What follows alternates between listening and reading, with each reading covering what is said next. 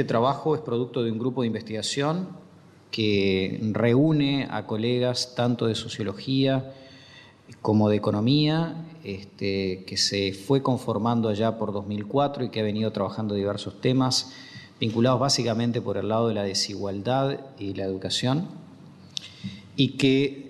cuando se salió esta propuesta entendió que era hora de condensar los diversos trabajos que veníamos haciendo sobre este tema en particular.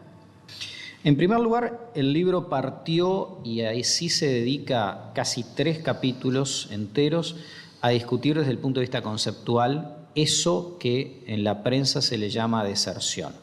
¿sí?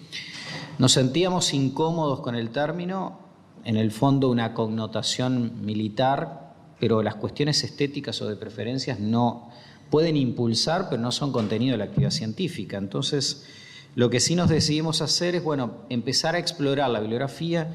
a ver de qué se estaba conceptualizando cuando se hablaba del término de deserción, y lo primero que encontramos es que había una enorme variedad de situaciones que estaban amparadas bajo este término. A su vez encontramos, hace unos 15 años, esfuerzos muy importantes por conceptualizar, no solamente por construir indicadores, sino por conceptualizar qué se trataba esto. La referencia inmediata que nos saltó fue el trabajo de Robert Castell en torno a la idea de desafiliación, tratando de mostrar las diferentes formas de integración del individuo a las matrices de distribución del bienestar en las sociedades modernas, y por ahí nos empezó a cautivar la idea y empezamos a explorar, porque precisamente una de las dimensiones de integración social y de distribución de los bienes en las sociedades modernas es el sistema educativo. Avanzando un poco más, en términos más concretos, nosotros encontramos que este proceso de pérdida de integración de los individuos hacia la matriz de distribución estaba jalonado por un conjunto de eventos que podían describirse como un gradiente. Y en esos había un conjunto de eventos que nosotros empezamos a llamar eventos de riesgo, que iban jalonando trayectorias hacia la desafiliación. Esos eventos eran el ausentismo, el abandono. Hablamos en otros trabajos de los cambios de escuela, los cambios de modalidad en el caso de los bachilleratos. Introdujimos un elemento, un colega de los que es coautor acá, que está ahí atrás, Santiago Cardoso, exploró el tema de los stop-outs, es un término norteamericano. Nosotros lo traducíamos como los sabáticos, pero ninguno de los dos nos convence, pero es la idea de retiros del sistema educativo de un año para retomar el siguiente, es decir, diferentes situaciones que implican pérdidas de integración al proceso educativo e integración a las redes sociales que están en los centros educativos. Es decir, finalmente el proceso de construcción conceptual lo que termina haciendo es mostrando cómo las situaciones de desafiliación están relacionadas necesariamente con situaciones de vulnerabilidad en el mercado de empleo, con lo cual termina de salir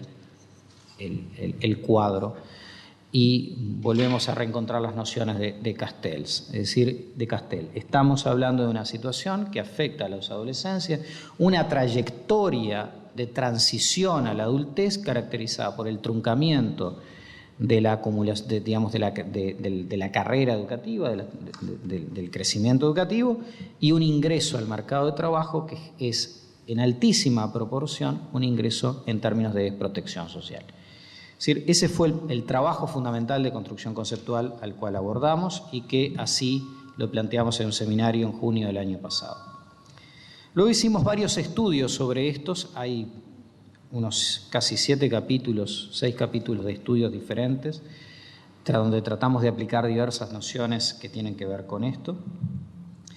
Y encontramos cosas bastante esperables, que la desafiliación tiene una fuerte marca por clase social, que hay impactos muy importantes del área geográfica, que la desafiliación está marcando una masculinización del fracaso, es decir, donde la desafiliación afecta principalmente a los varones y no a las mujeres, También empezamos a mostrar algunas ideas de que la desafiliación no era un fenómeno individual. Hay un capítulo en particular donde está abocado a estudiar el impacto de las modalidades de bachillerato sobre la desafiliación y donde mostramos con bastante claridad que el bachillerato tecnológico es más exitoso en evitar la desafiliación que el bachillerato diversificado de secundaria. Nosotros de nuestro libro, un poco más grande sobre este tema que está en curso,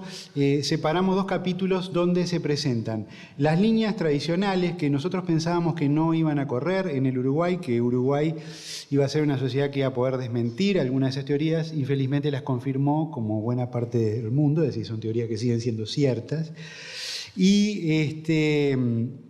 hicimos un análisis de datos agregados y después también incorporamos un capítulo de una tesista que fue una de las participantes del proyecto que analizó la encuesta que le hicimos a los desertores. Lo cual es para nosotros entonces muy interesante porque ella hizo una contribución también significativa, logró testear hipótesis y teorías muy recibidas con datos directos que probablemente eran de los pocos, porque en general cuando ustedes ven las definiciones de deserción que ahí están planteadas, son en general las que más se manipulan de tipo contable, es decir, cuántos entraron y cuántos son de alguna manera una baja. En este caso nosotros encontramos a las bajas y las entrevistamos y pudimos corroborar otros aspectos que a veces son inferidos por las teorías pero que nunca les preguntan. Si cuando se habla de la racionalidad de los actores nunca se ve si efectivamente son racionales o no. Obviamente lo que sí vimos es que digamos, las edades avanzadas y los horarios laborales extensos que se observan en determinadas facultades son los que correlacionan con las tasas de deserción más elevadas, ¿verdad? Entonces,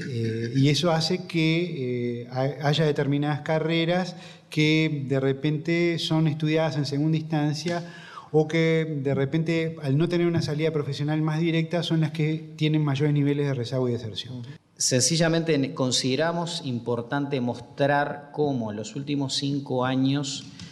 la desafiliación había empezado a ocupar lugares cada vez más importantes en la agenda de las políticas públicas, al punto que fue incluido alguno de los programas en el plan de equidad, cosa absolutamente novedosa. Y terminamos diciendo una cosa: la lógica de todos estos programas, incluido el Progresa de la UDELAR, que si bien es el menos programa de todos, es bastante similar. Todos plantean un nuevo modelo pedagógico, donde abren junto con una dimensión cognitiva, una dimensión socioemocional de acompañamiento de los estudiantes, que estuvo ausente en la enseñanza media, en la enseñanza secundaria en su formato tradicional, y formato tradicional que lo hereda de esta casa de estudios, que es una innovación muy importante. Sin embargo, estas políticas son extremadamente caras, mensaje al Parlamento,